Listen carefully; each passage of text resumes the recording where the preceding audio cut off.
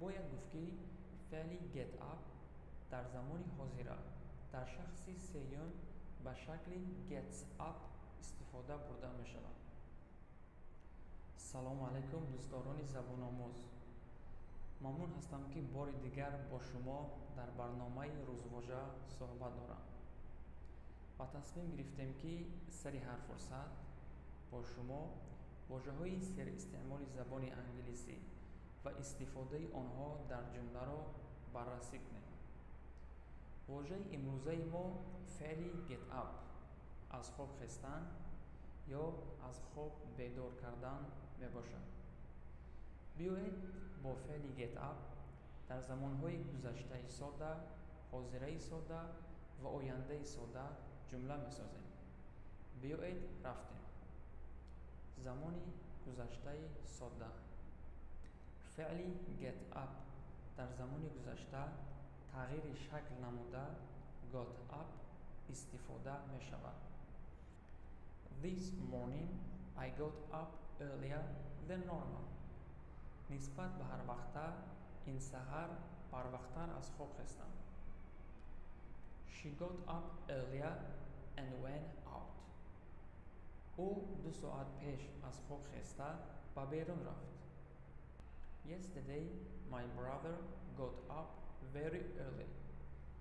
دیروز برادرم خیلی بر وقت از خواب خست. Today I got up, had a wash, cleaned my teeth and ate my breakfast. من امروز از خواب خستم، شستشوی نمودم، دندانهایم را شستم و نهاری کردم. زمان حاضره ساده.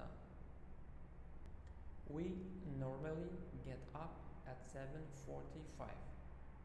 ما عادتاً ساعت 7:45 از خواب میخیزیم. Get me up at 7. Would you? ما را ساعت 7 بیدار کنید. بیدار خواهید کرد؟ باید گفت که فعل get up در زمان حاضر در شخص سیوم به شکل gets up استفاده برده می شود. She never gets up before 9.